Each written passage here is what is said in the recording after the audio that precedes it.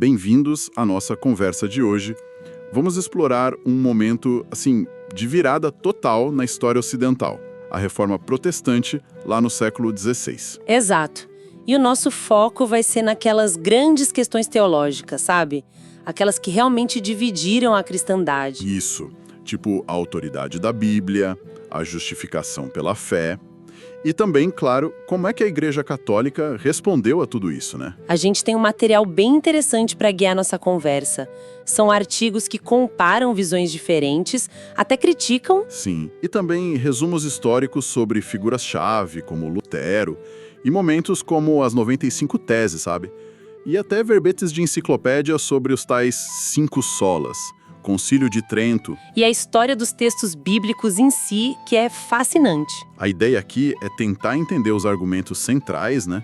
E o contexto por trás dessas disputas que, querendo ou não, moldaram o mundo que a gente vive hoje. Isso, comparando as visões protestantes, até as diferenças entre elas, e os contra-argumentos católicos. E vamos tentar manter a clareza sem ficar muito pesado no jargão teológico. Vamos lá, então. Vamos! Bom, para começar, imagina a cena. Europa, início do século XVI. Uma agitação danada, né? Totalmente. Fim da Idade Média, novas ideias políticas, econômicas pipocando, o Renascimento botando o ser humano mais no centro. E a Igreja Católica, que era a grande instituição, estava passando por uma crise de confiança, digamos assim. Sim, já vinha de longe, né? Críticas sobre o acúmulo de riqueza, corrupção, a tal venda de cargos eclesiásticos, a simonia. As fontes que a gente analisou até mostram diferentes explicações para a reforma. Alguns focam mais nesses abusos da Igreja mesmo. Outros apontam mais para questões teológicas, mais profundas, ou até para uma busca por uma fé mais pessoal, mais autêntica. E tem até quem veja fatores sociais e econômicos, com Lutero sendo tipo um porta-voz de anseios populares da época. E nesse caldeirão todo, um estopim importante foi a famosa venda das indulgências. Ah, sim. Aquela prática de trocar doações por perdão de pecados. Ou melhor, pela remissão das penas, né? Exato. E tinha um pregador dominicano, um tal de Johann Tetzel, que era bem agressivo nisso perto de Wittenberg, onde Lutero dava aula. Tem umas frases atribuídas a ele que são chocantes, né? Pois é. Coisas do tipo, assim que a moeda na caixa cai, a alma do purgatório sai. Imagina. Nossa. E isso incomodou muito o Martinho Lutero, que era monge agostiniano, professor. Incomodou profundamente. Para ele, a salvação vinha de uma luta interna, sincera, contra o pecado, não de um pagamento. Ele já criticava a simonia também. E foi aí que, em 1517, ele escreveu as famosas 95 teses. O nome oficial era mais comprido, né? Disputas sobre o poder e eficácia das indulgências. Isso, e aquela imagem clássica dele pregando na porta da igreja. As fontes dizem que, não dá para ter certeza se foi bem assim. Parece que é mais provável que ele tenha enviado primeiro para as autoridades da igreja, tipo o arcebispo. Exato. A intenção inicial, pelo jeito, não era causar um racha. Era mais propor um debate acadêmico, sabe? Começa até com por amor à verdade. Mas o conteúdo era forte. Muito. Ia direto ao ponto. Lutero dizia que a penitência real tinha que ser algo da vida toda do cristão, não um ato isolado. Criticava muito essa confiança nas indulgências, né? Demais. Falava que caridade, seguir Cristo no sofrimento era muito mais importante. Várias teses batem nessa tecla. E questionava o poder do Papa de vender perdão, dizendo que ele só podia declarar o que Deus já tinha feito. Exatamente. E um ponto central, o verdadeiro tesouro da igreja não era papel de indulgência, era o evangelho. A tese 62 fala isso. E terminava chamando os cristãos para seguir Cristo nas dificuldades, não para buscar uma segurança fácil. Isso. Então, como você disse, a análise histórica sugere que a ideia talvez fosse reformar por dentro, sabe? Não quebrar tudo de cara. Falando em reforma, a gente sempre ouve falar nos 5 solas como se fosse, o manifesto original, né? A base de tudo. Pois é, mas olha que interessante. As fontes que a gente viu levantam uma coisa. Essa lista arrumadinha, sola fide, sola escritura, solus Christus, sola graça, soli deo glória. Sim. Parece que ela é mais uma organização feita bem depois, talvez só no século XX, para resumir as ideias principais faz. O Melanchthon, que era colega do Lutero, escreveu lá em 1554 algo tipo: só pela graça justificamos e só pela fé somos justificados. Separado, né? Entendi. E um teólogo luterano resumiu 3 solas em 1916. E uma fonte até diz que foi um teólogo católico, Johann Metz, em 1965, um dos primeiros a listar os 5 juntos como resumo do protestantismo. Que irônico. Mas vamos ver o que cada um significa então, segundo as fontes. O que era o sola fide? Declarado justo por Deus, a justificação só por meio da fé em Cristo, não por causa das nossas boas obras. Mas e as obras? Não contavam pra nada? Para eles, as obras eram tipo um fruto natural, uma consequência de uma fé verdadeira, mas não há condição para ser salvo, entende? Certo. Isso era diferente da visão católica da época. Bem diferente. A visão católica enfatizava fé e obras, citando passagens como a de Tiago, que diz que a fé sem obras é morta. Lutero considerava essa doutrina do sola fide tão central que chamou de o artigo pelo qual a igreja se mantém de pé ou cai. E como essa justificação acontecia na prática? Era tipo o quê? Aí está outra diferença-chave. Para os protestantes, era um ato legal de Deus. Ele declara o pecador justo por causa de Cristo. Mesmo que a pessoa continue sendo pecadora, Lutero usava aquela frase simus justus et peccator, né? Ao mesmo tempo justo e pecador. Entendi. Uma declaração. Infusão da graça divina, geralmente pelo batismo, que ia tornando a pessoa justa. Ok. E o sola escritura? Somente a escritura. A ideia aqui é que a Bíblia é a única palavra inspirada por Deus e, portanto, a autoridade final para a fé e para a vida. Ponto. Qualquer um poderia ler e entender? Em princípio, sim. A Bíblia era acessível. Isso batia de frente com a visão católica, que colocava a tradição da Igreja e o magistério, a autoridade de ensino dos bispos e do Papa, no mesmo nível da Bíblia. Ou seja, não bastava ler a Bíblia. Tinha que ver o que a Igreja dizia que ela significava. Exatamente. A Igreja era vista como a intérprete oficial e autorizada. O sola escritura desafiava isso diretamente. Faz sentido. E os outros 3 solas? Solos Christus, sola gratia, soli Deo gloria. Eles reforçam essa centralidade de Cristo e da graça. O solos Christus, somente Cristo, diz que Jesus é o único mediador entre Deus e nós. Não precisamos de outros intercessores ou de um sacerdócio especial para chegar a Deus. Rejeitava a ideia dos padres como mediadores necessários. Isso, a ideia do sacerdotalismo. Depois vem o sola gratia, somente a graça. Enfatiza que a salvação é um presente de Deus, totalmente imerecido. A gente não faz nada para conquistar, é pura graça. E por último, O soli Deo gloria, glória somente a Deus. Se tudo vem de Deus, a salvação, as boas obras, então toda a glória tem que ser só para Ele. Nada de dividir a glória com os santos, com a hierarquia da igreja, nem nada. entendi. Esses 5 pontos resumem bem o núcleo da teologia protestante inicial, mesmo que a lista tenha sido organizada depois. Mas é fundamental a gente lembrar que o protestantismo não era uma coisa só, né? De jeito nenhum, nasceu e já começou a se diversificar. Surgiram correntes diferentes, com debates teológicos bem intensos entre elas. Sim. E uma análise que a gente encontrou de uma revista chamada Fides Reformata compara justamente as visões luterana e reformada ou calvinista sobre a própria doutrina da justificação pela fé. Exatamente. E apesar de eles concordarem em muita coisa contra a visão católica que saiu de Trento, Tipo o quê? eles concordavam que essa doutrina era vital, concordavam no sola fide, justificação só pela fé, e concordavam que era um ato legal de Deus, um ato forense que nos declara justos por causa da justiça de Cristo que é acreditada a nós. Uma justiça que vem de fora, justitia extra nós. Ok, pontos importantes em comum contra Roma. Mas aí começam as diferenças. É aí que a coisa fica mais complexa, né? Porque mesmo debaixo do guarda-chuva do sola fide, os entendimentos variavam bastante. Como assim? Uma das diferenças mais fortes, segundo esse ensaio, está na extensão da obra de Cristo. Para quem ele morreu, basicamente. E qual era a diferença? Simplificando muito, tá? Para os luteranos, geralmente ligados à ideia de graça universal, Cristo morreu por todas as pessoas, sem exceção. A justificação que Deus oferece é potencialmente para todo mundo. Ok. E os reformados? Já para os reformados, ligados à ideia de expiação limitada, Cristo morreu especificamente pelos eleitos, aqueles que Deus escolheu desde sempre para salvar. Então, a justificação objetiva de Deus é só para esse grupo. Nossa, isso muda tudo na prática, né? Sobre quem pode ser salvo e por quê. Totalmente. E leva a outra diferença crucial.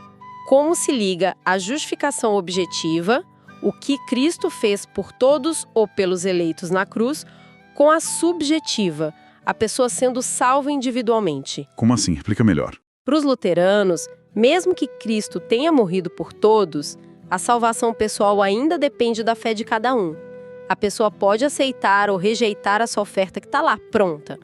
Alguém pode ter sido objetivamente justificado, mas acabar perdido por não crer. Entendi. A oferta é universal, mas a recepção é individual e pode falhar. Isso. Já para os reformados, a lógica é outra. Se Cristo morreu especificamente por você, se você é um eleito, o Espírito Santo vai agir em você de forma eficaz, vai gerar fé em você e garantir sua salvação.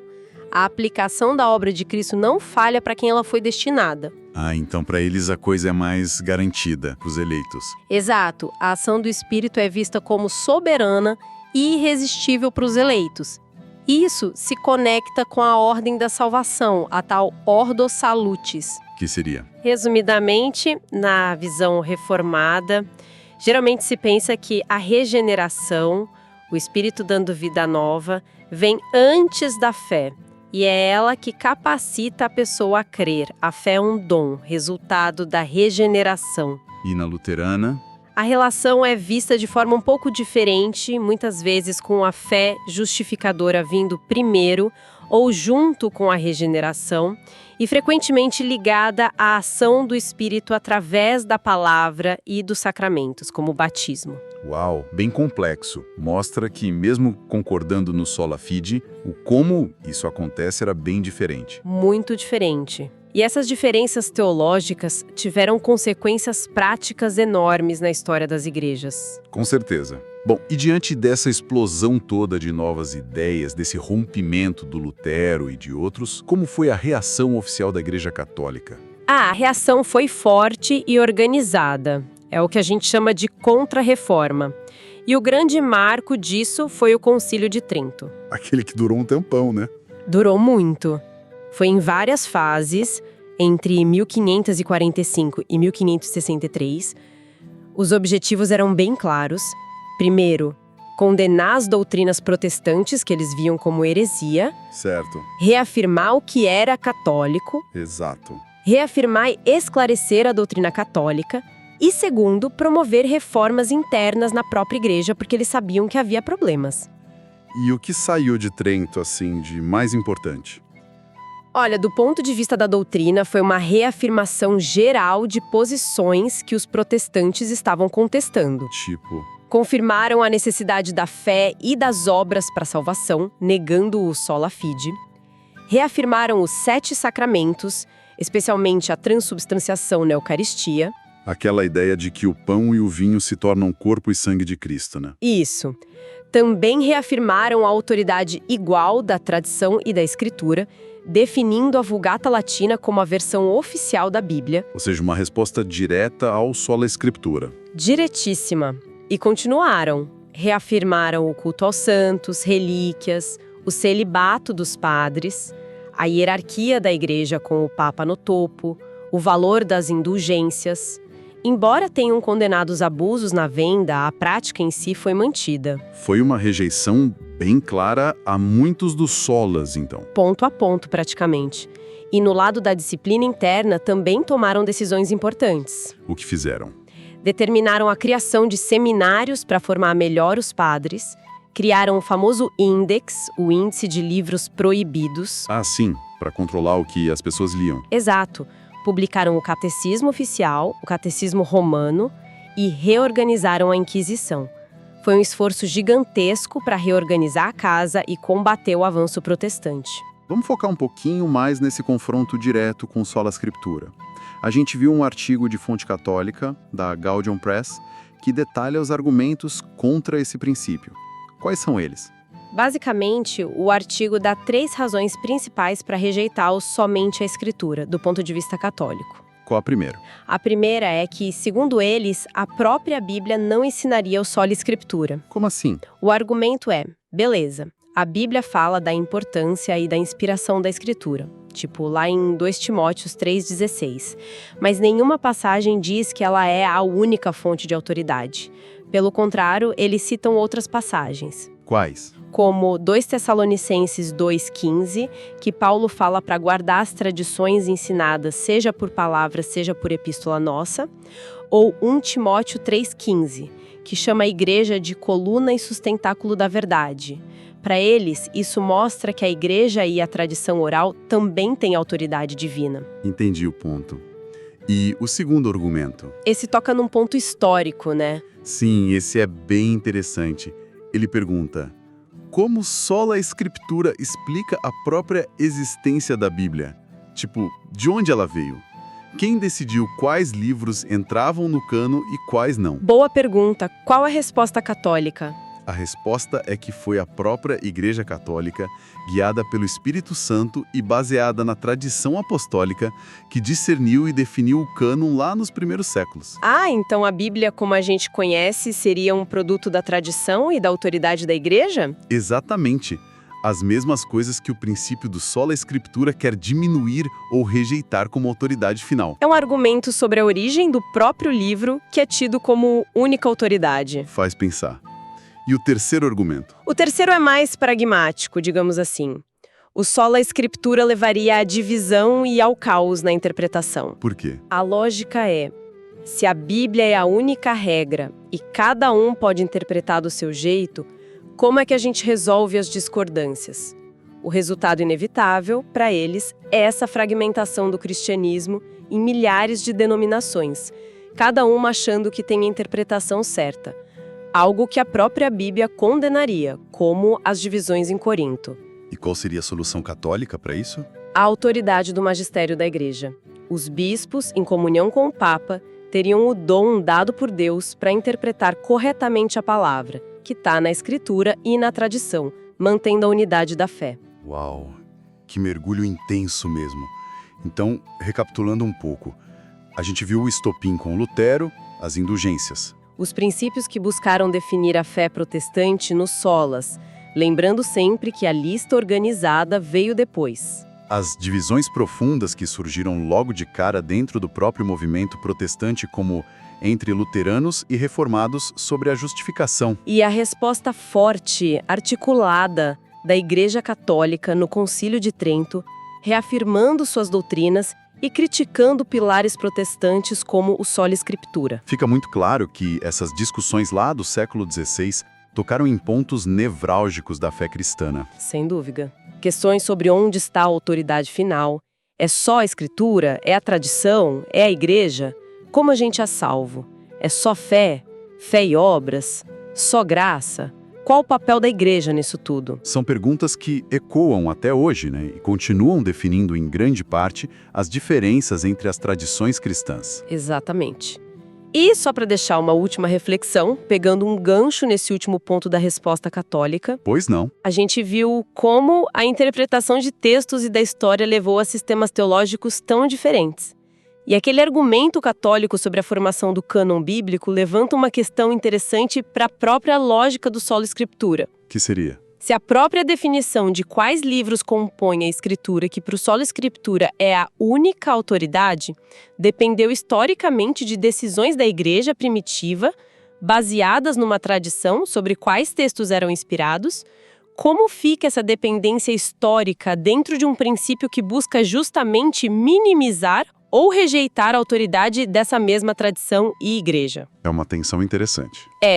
Não para invalidar nenhuma posição, claro, mas para a gente pensar sobre essa relação complexa, talvez até inseparável entre o texto sagrado, a tradição que o cerca e a autoridade que o interpreta. em qualquer sistema de crenças, na verdade. Um bom ponto para a gente continuar pensando.